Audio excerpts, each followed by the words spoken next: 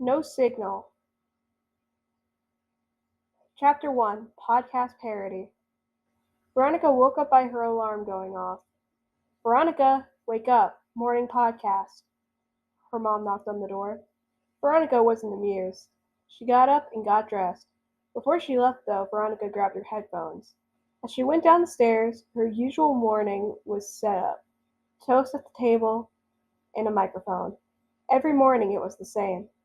This podcast had no meaning to it, and yet, even though she was 27, her mom kept her, just for things like this. It was starting to make her feel unhinged. She sat at the table, took a deep breath, took a sip of root beer, and got ready. Veronica had the script. Ready. 3, 2, 1. Veronica pressed the button on the mic. Good morning, small town listeners. Veronica Psycho, here for the podcast. As usual. She paused and spoke up again. If you're new to this podcast, then let me tell you what I do here. She took a sip of her root beer to clear her throat. I explain stories or even mix them up. Some stories are sent in by fans. Her throat started to hurt. Here's something new about me. I'm starting theater camp this year. My mom said it's interesting. Veronica tapped her fingers nervously.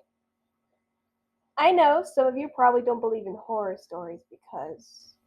She went off script. Why? You're scared, she said coldly. What was she doing? You're scared that if you believe the horrors, all the horrors, they'll come true. Or maybe you're just a careless jerk! She gave a nervous laugh. She cleared her throat awkwardly. But, the true horror story is doing this podcast, she said half humorously. Hey, my last name is Psycho, guys. Don't say I'm not unhinged, she said nervously. She eyed the toast. No eating. Eating wasn't allowed until the podcast was over. I heard a certain TV head is trying to control the SMGEve crew. If you guys want to see a real psycho, look at Mr.Puzzles, she joked. She got serious. Real or fake, though, it all matters seriously. Who cuts off their head and simply live? She took a sip of root beer. Sounds like a bloody mystery to me, she said coldly. Silence for a bit. Just watch out for the TV freak, folks, she said as she took a sip of root beer. Then Veronica gave a sinister chuckle. Prepare for your fate, PuzzleVision. End of Chapter 1. No signal.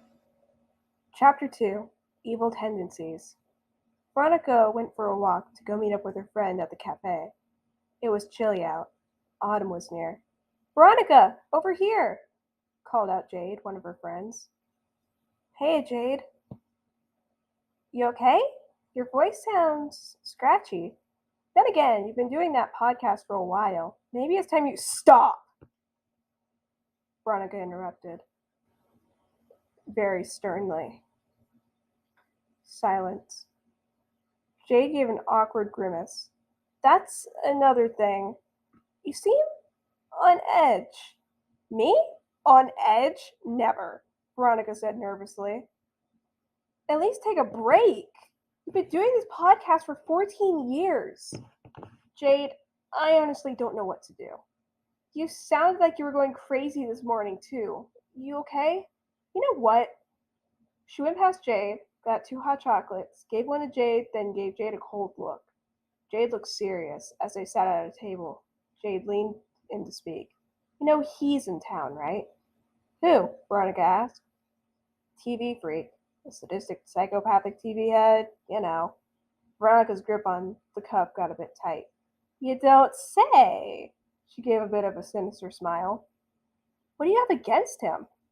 His massive ego, that's what, Veronica said coldly. He thinks so highly of himself. and he thinks nobody can be better than him. Veronica gave a low chuckle.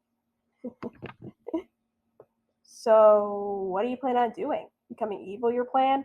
Exactly! Veronica said enthusiastically in a sinister way. Oh boy, you're lucky. I'm willing to see where this is going, she said a bit bluntly. Oh, come on. It's just harmless fun. This new you is freaking me out. Good! That means this evil side of me works. Evil side? No. Ever since this morning, you've been acting scary. You hate puzzles that much? People like him are what killed my dad, she said in a very cold tone. TV producers think they're so high above everyone else in this world, to the point where it drove my dad nuts. You wouldn't get it because you're not me! She shouted. A long pause. Jade, I'm sorry. No, you're right. I'm not you. But maybe you should look in the mirror to see that you're not yourself, Jade said bluntly. The grip of Veronica's cup tightened.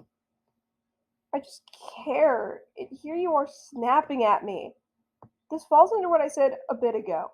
Take a break, please. She said please in a bit of a pleading tone. Jade looked sad and upset. She got up. I'll see you at the Fall Fest later, right? Jade asked before leaving. Maybe. Right. Bye. Jade walked away. What is wrong with me? Veronica muttered. It's like I'm not myself anymore. Still, I'm losing my mind. She felt a wave of grief. No. He must pay, she muttered in a scared yet angry voice. Her eye twitched. Make him pay. Why? I really am losing it.